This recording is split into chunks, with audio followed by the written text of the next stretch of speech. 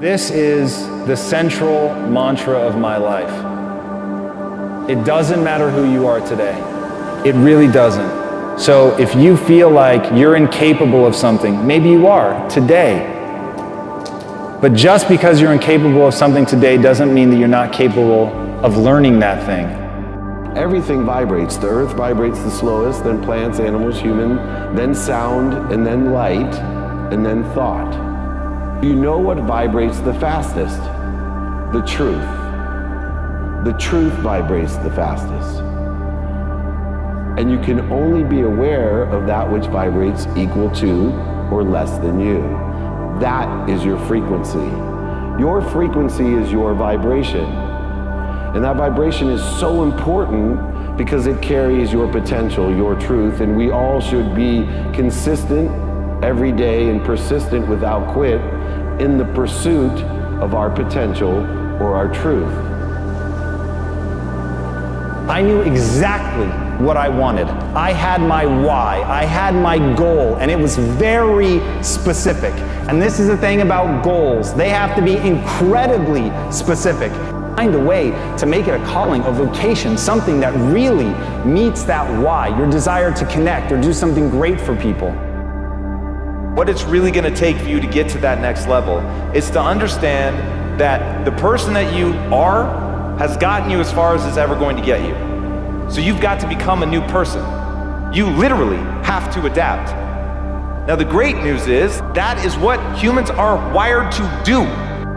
You're willing to put yourself under those kinds of stresses to become that new thing you want to become, to be the new person that you want to be, to go farther than anyone you know has ever gone to. It is possible, but it demands a price. So whether you call it soul or spirit or higher self, intelligence, there is, I know this, there's a light inside each of you, all of us, that illuminates your very human beingness if you let it. Is the truest, highest vision that you hold for yourself. No matter where you are in your life, there's always the next level. What we all want is to be able to live out the truest, highest expression of ourselves as a human being. That doesn't end until you take your last breath.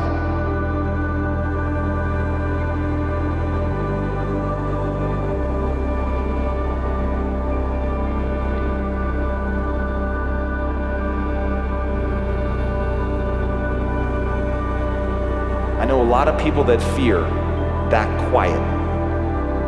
I know a lot of people that don't want to be alone with themselves. And the reason they don't want to be alone with themselves is because they don't think they're worthwhile. They're not happy with who they are. That's what adaptation is about. If you're not happy with who you are, then let's step into the ownership of that. Let's remember that's our fault. There's no one else to blame for that. The people that did horrible things to you are not to blame for that. Because if they are, there's nothing you can do.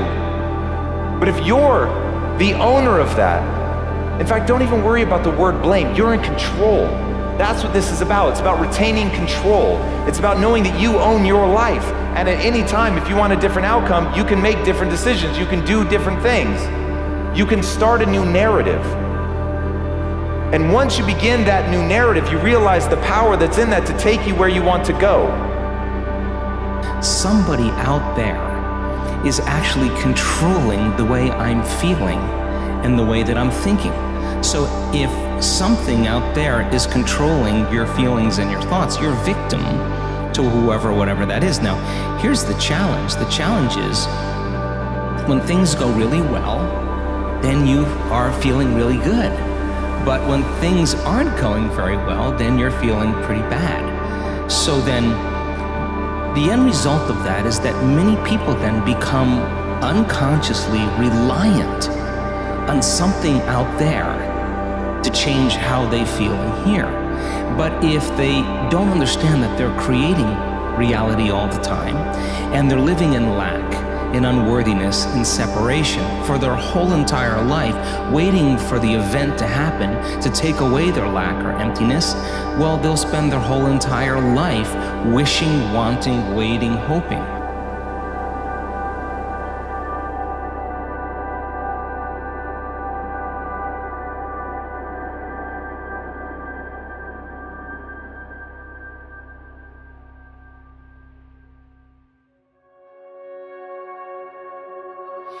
It's better to produce one masterwork than 1,000 mediocrities.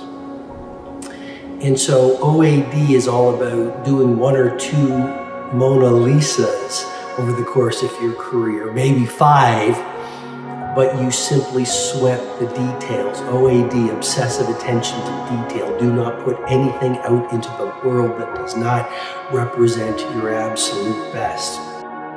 You're gonna blink. You're gonna blink. And this precious commodity that all you've ever known is youth is gonna be gone. And the comfort of getting old is not wasting your youth. And the power of being a father is to tell your son, run, do it now, go for it, go after it right now, because tomorrow you'll be in another season. And you will only eat in that season what you plowed in this season. And so when I pass the mic to the next generation, I'm telling you, this is not a rehearsal. This is your recital. So when you hit the piano, give it hell. Because everybody's listening right now. And I don't think that we always tell the next generation how much it costs and how little time you have, and how important it is that you don't spend your life crying about how you feel and who wasn't there and who didn't do this or that for you. You don't have time to allow that pull to pull you back down, backwards. You have to be looking forward, building forward, thinking forward, going ahead, looking at your trees. What tools do you need? What relationships do you need? The currency of relationships is your greatest resource. It's better than any dollar amount in the world. You can have all the money in the world. You have no relationships, you're a poor man.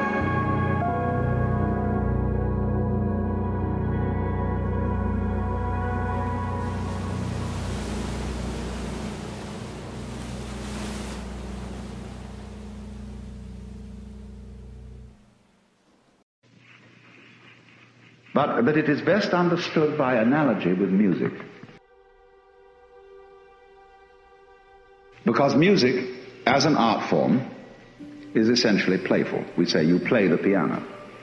You don't work the piano. Why? Music differs from, say, travel.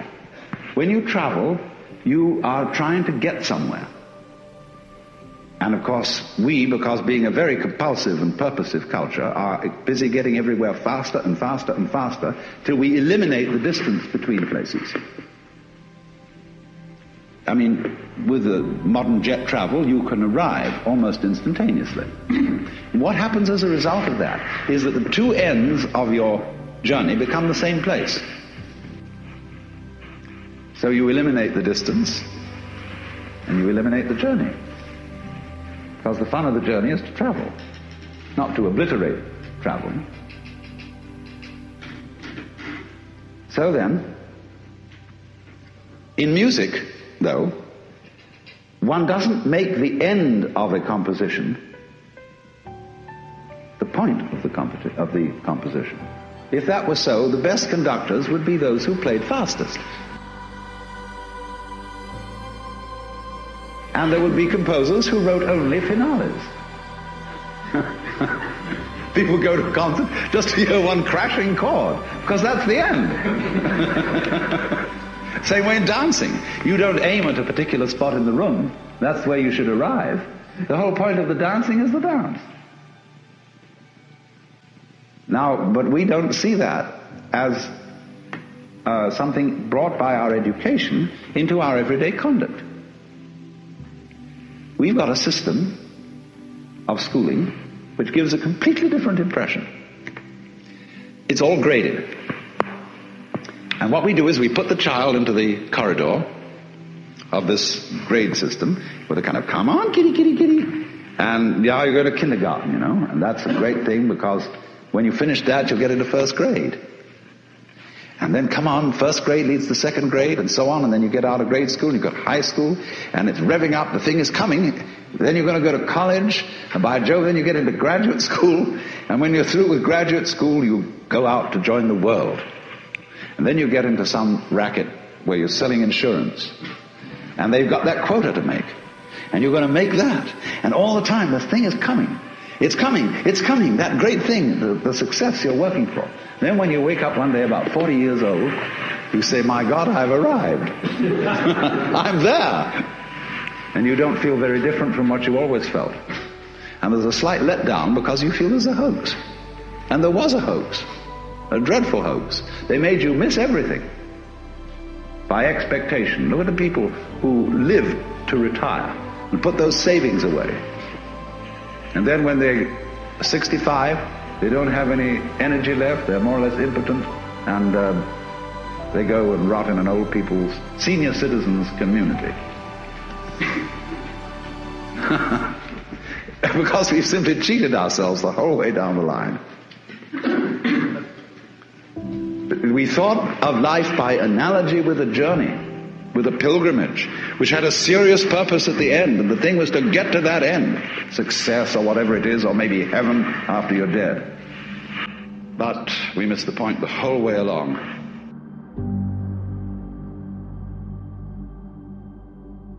I said it before and I'll say it again. Life moves pretty fast. You don't stop and look around once in a while, you could miss it.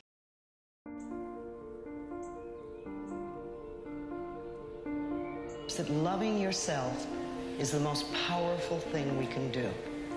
Then everything flows. Everything flows beautifully. And I'm not talking about vanity or arrogance, because that is not love. That's always fear. I'm talking about just really respecting and appreciating this incredible, magnificent being that we are. They're never scared to let people know how they feel. They live in the moment. And they're filled with courage, and they're wonderful, and we were all like that. Got to remember that you were filled with courage, and you were full of love, and you adored yourself when you were very little.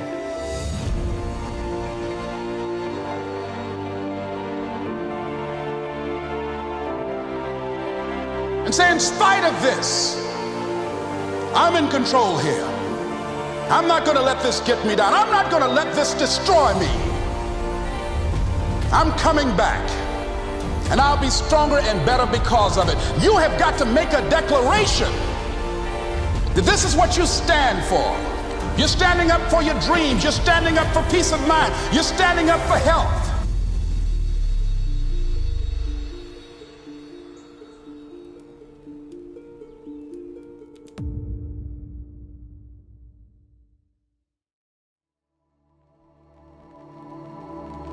If you capture more life, then you will see you have more grace. The depth, dimension and scope of your life is determined by how much life you capture within you. If you have not captured substantial life within you, you will live a small life. That's how it is. If you are willing to see that always life, God, is speaking to you,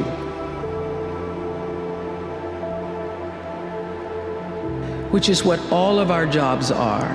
Your number one job is to become more of yourself and to grow yourself into the best of yourself. We actually have a biological instinct for meaning that orients us in the world. And that instinct manifests itself when we place ourselves in a position in the world where we're competent, where what we're doing is working, so that we're not too terrified and anxious, but also while we're simultaneously advancing ourselves and improving our ability to cope with the world. So for example, if you watch an athlete, a high-level athlete, who's at the peak of his or her performance. You see someone who's extraordinarily practiced at what they're doing and has developed the expertise necessary to do it. But then you also see them push themselves on that developmental edge to make themselves just that much better. And that function is associated with an intrinsic sense of meaning. And whenever you see anyone manifest that, you are automatically drawn to it. You see that when an actor pushes him or herself beyond their limits. You see that when someone speaks extemporaneously and manages it extraordinarily well. And I'm trying to help people understand that this meaning is a true phenomenon. It's not a secondary thing. And also to point out that most of the time, that meaning is associated with the adoption of responsibility.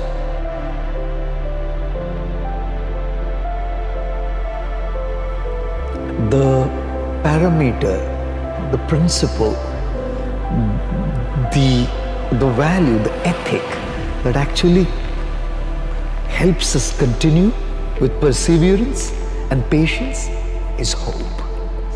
Hope is that one element that can keep us going. The worst thing to happen in life is to lose hope and be hopeless. So if we're sitting there waiting for our turn to come, hope against hope. One day, I will also have my time and my place. When, how, we do not know, because these are factors that are completely beyond our control.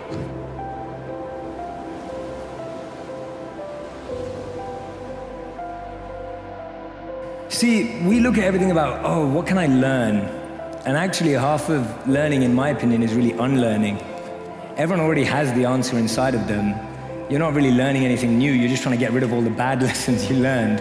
And everyone has that, so it's not so much about like, oh, is this person going from here to here? It's not really that, it's like, is someone going from here to here? And for me, one of the ways I've always thought about is, you can't take the world further than where you visited internally.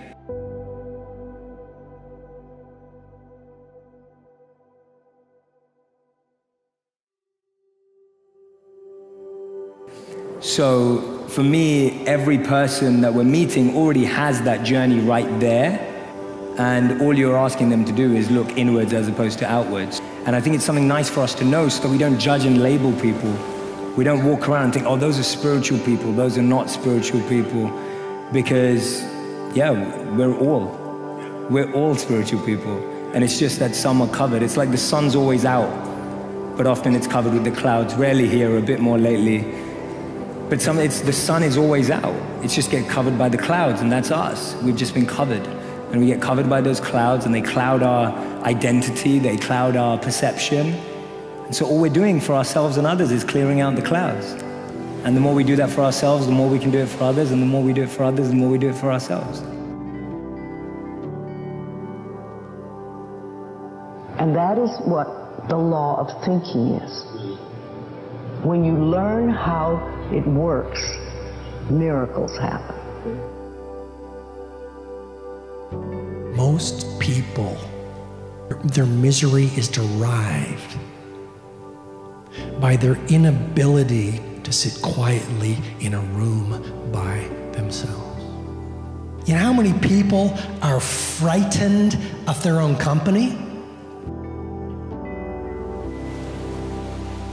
You are your own competition, actually. Nobody is your competition. We have to compete with ourselves every single moment, every single day to get better than ourselves. When you're prepared, there is no fear. Because even if you've walked out of something and you feel like you failed at it, your preparation is so strong that you're going to take that failure and turn it into the outcome you desire. You have flow within you. You have genius within you. Most of us are so distracted. They're so overstimulated.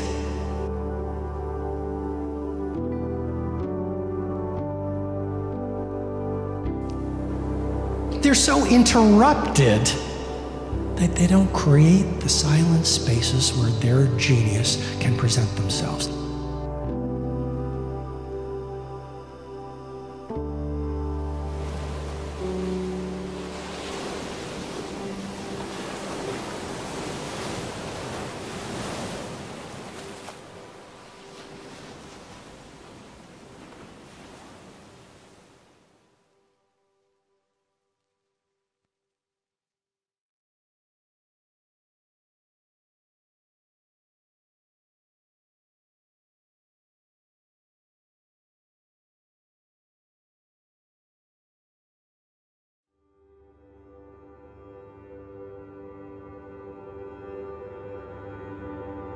Basically, it all begins with how we choose to think. As you think, so shall you be. 7 little words that I think are perhaps the most important things that we can learn and master in our lives. This old proverb notion that I become what I think about all day long. And once you know that what you think about is what expands, you start getting real careful about what you think about. You don't allow your thoughts to be on anything that you don't want, or that you wouldn't want to have manifest or show up for you in your life.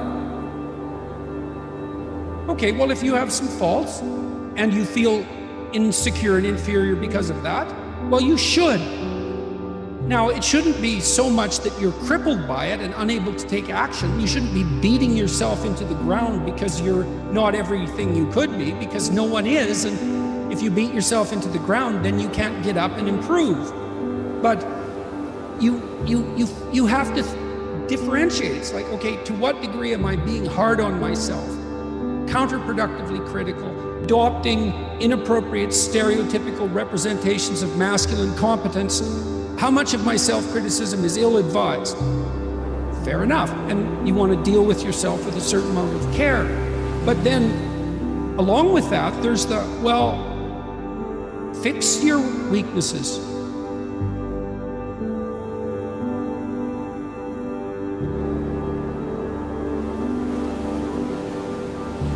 Tell people there's a daily practice. Like if you get up and you just have no discipline whatsoever, you get no value in anything. Your diets don't work when you don't do them. Exercise doesn't work when you don't do them. But most of the people have some experiences that they want to shift.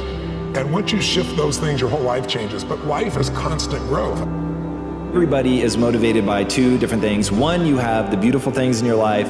The flip side of that equation are the things that it's people that doubt you. I find in very acute moments, the darkness serves you better. How specifically am I going to achieve that goal? Like, what are the strategies and the tactics? Meaning, what are you going to do? How specifically are you going to do it? By when? I'm going to ask myself empowering questions like, how can I overcome this obstacle?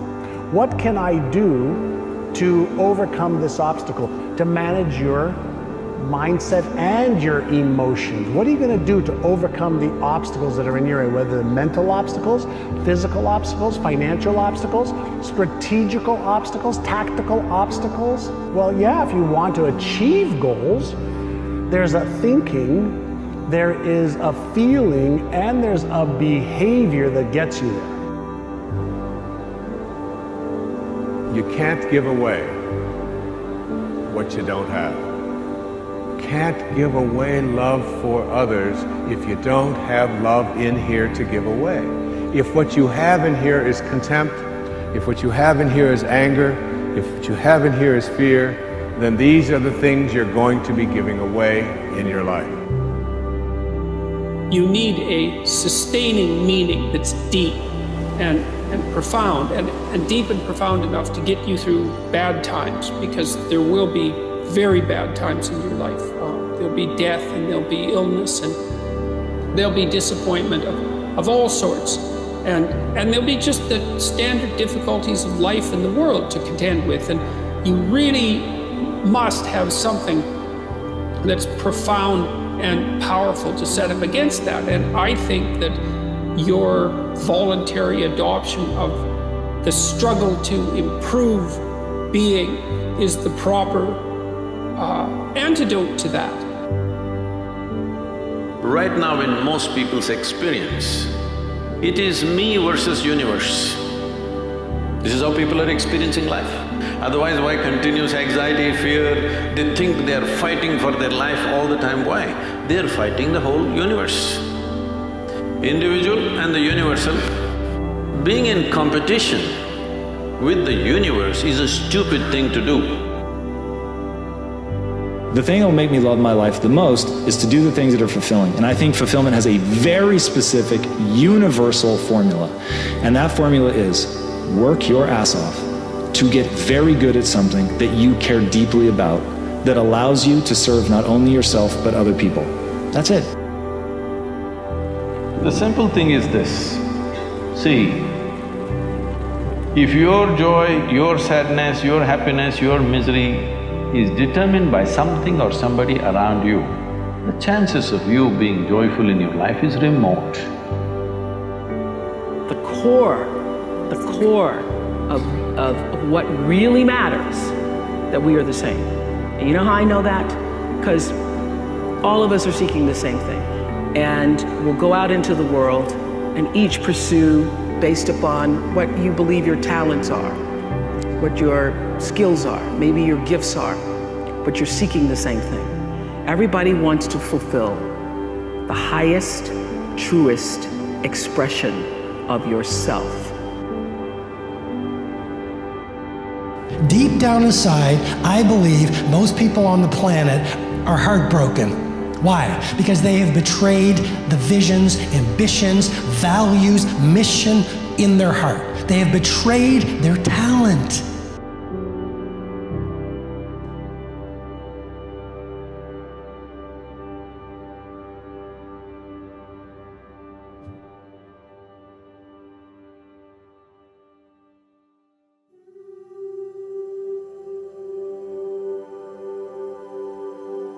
One of the things that first comes to mind, if we were just to try to say in a few words, what's mindfulness, a very common response might be, well, it's living in the present moment. It's being in the present. So that's a pretty good beginning. You're all very aware of how much of the time we are lost in thoughts of past and lost in thoughts of future. Sometimes very little time is actually spent in the moment, because of this proliferation of thoughts. Because we can be observing experience, and we often are, through many different filters in the mind. We can be observing experience through the filter of desire. We can be observing things through the filter of anger or aversion, or through the filter of delusion, where there's just a cloudiness. We're observing, we're in that mode, but the observation is being conditioned by the particular mind state.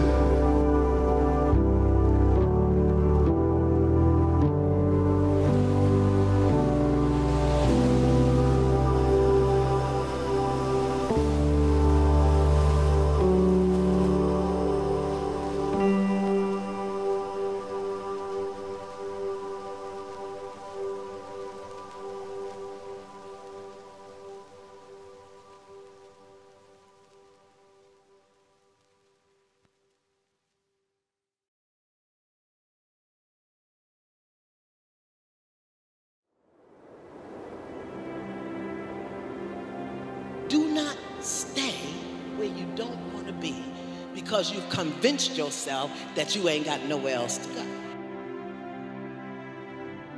Become so skilled, so vigilant, so flat out fantastic at what you do that your talent cannot be dismissed. Stop comparing yourself to other people. You're only on this planet to be you, not someone else's imitation of you. Difference between depression and joy, right? And I think it's purpose. When you wake up in the morning and your life means something to somebody other than you. Don't stay where you don't want to be. Do your practice, get your vision, ask for what you want, and be willing to do something new. That's what the spiritual code of conduct says.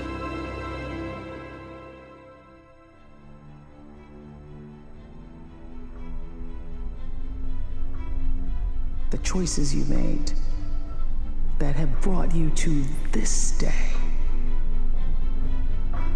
Open your heart and quietly to yourself, say the only prayer that's ever needed. You're still here. And you get another chance this day to do better and be better.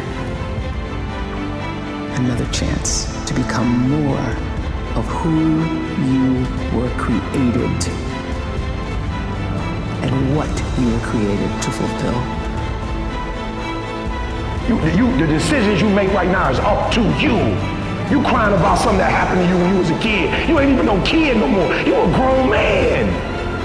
So what I want you to understand about the breakthrough is that 90% is work, but the last 10%, that's fight.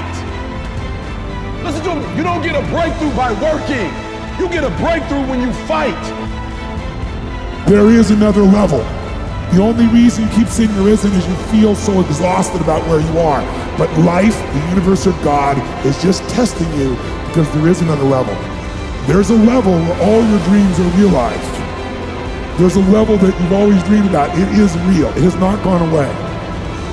But it takes that extra burst when you think there's nothing left. There's no way. You've tried everything 10 million times and you keep going. If you keep hitting this wall enough times, I will see that you will not stop, that you are filled with that level of determination, faith, and courage, and then the door opens.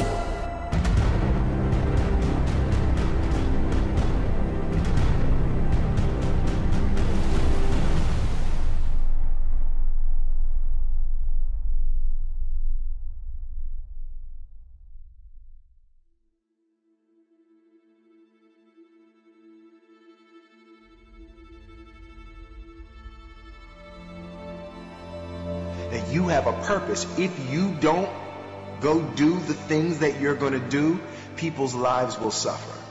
And I think that that kind of purpose, that like to live in service, not to you, but to live in service to humanity, to live in service to your family, to live in service to your church, to your city, to your country, to the world. Living in service is that, I feel like that is the purest form of joy.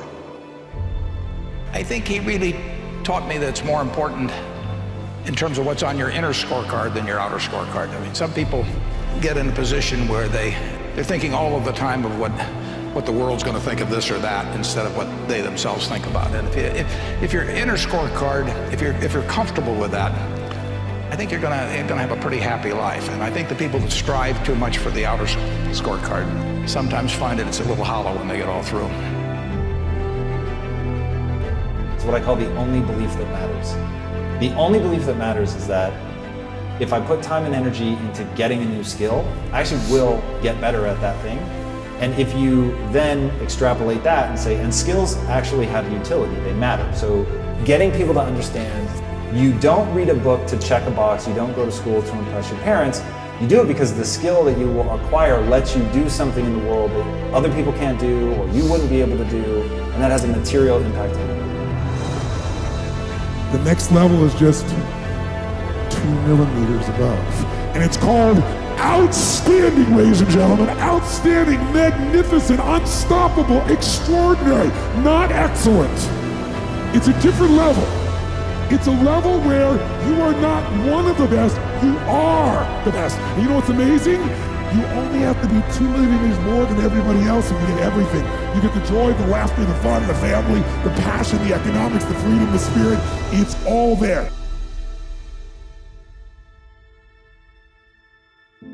Number 1, the human animal is designed to grow and get better. You have to put the time and energy in. Number 2, fulfillment is all that matters. Don't chase money, don't chase fame, don't chase success. The only thing that matters to actually enjoying your life is to feel good about yourself when you're by yourself. That's it. And then number 3, love deeply, man. Nothing will ever reward you like the connection with another human being.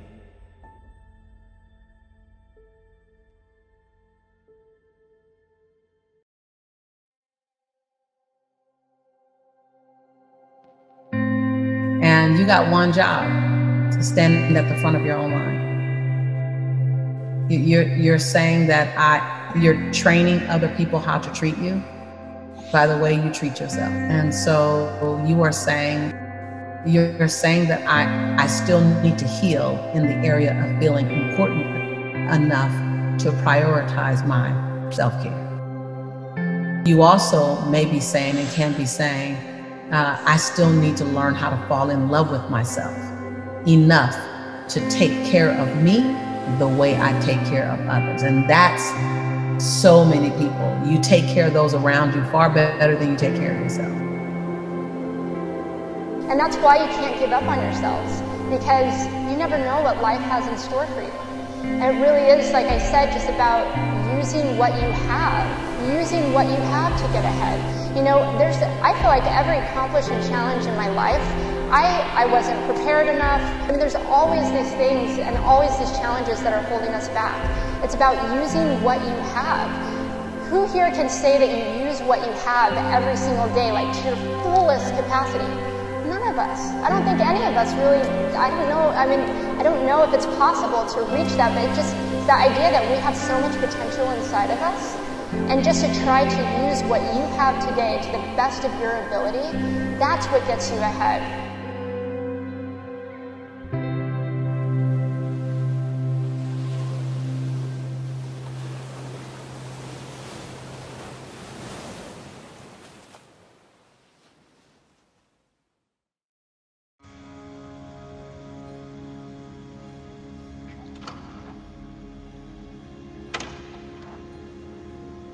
You see, the reason you want to be better is the reason why you aren't.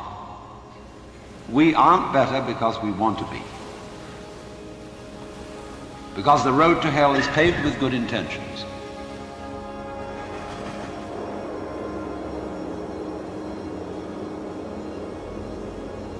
Because all the do-gooders in the world, whether they're doing good for others or doing it for themselves, are troublemakers.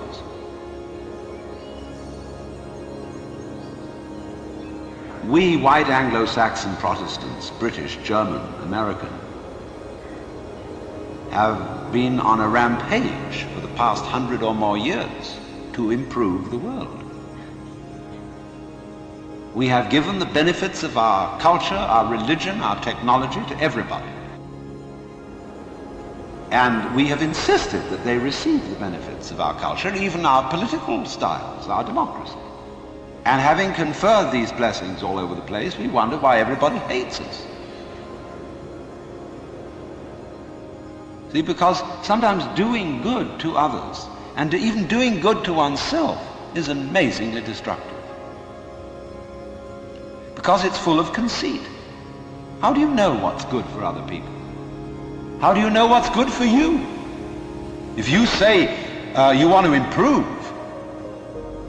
then you ought to know what's good for you. But obviously you don't, because if you did, you would be improved. So we don't know.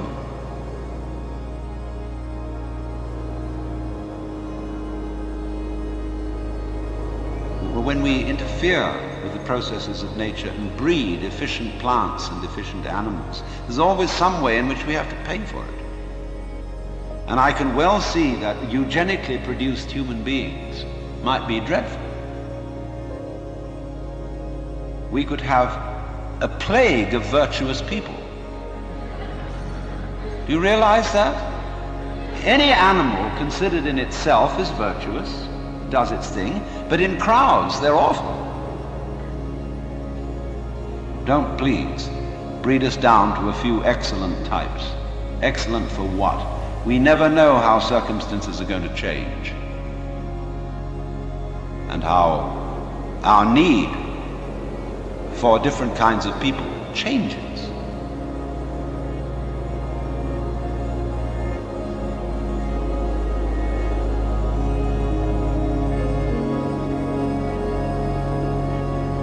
So you see, here again, the problem comes out in genetics. We do not really know how to interfere with the way the is. The way the world actually is an enormously complex, interrelated organism. The same problem arises in medicine because the body is a very complexly interrelated organism. See, we always look at the human being medically in bits and pieces, and they each see the human being from their point of view. There are a few generalists, but they realize the human body is so complicated that no one mind can understand it. And furthermore, supposing we do succeed in healing all these people of their diseases, what do we then do about the population problem? I mean, we've stopped cholera, the black bubonic plague, we're getting the better of tuberculosis, we may fix cancer and heart disease. Then what will people die of? Well, then let's go on living. There'll be enormous quantities of us. Then we have to fix this birth thing. Pills for everybody. We don't know. And what seems a good thing today, or yesterday, like DDT, turns out tomorrow to have been a disaster. So therefore, beware of virtue.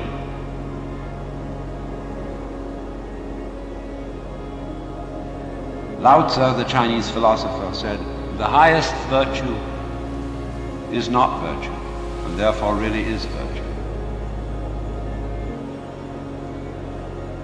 And they usually create trouble,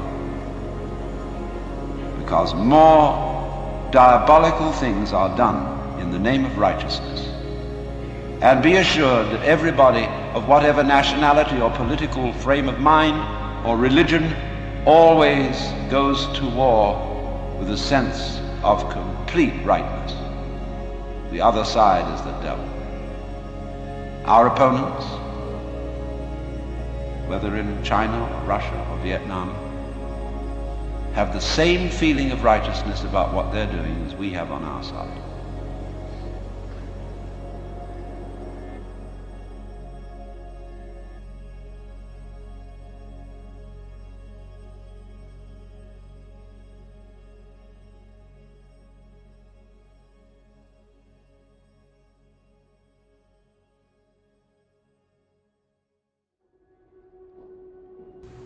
But inferior virtue cannot let go of being virtuous, and therefore is not virtue.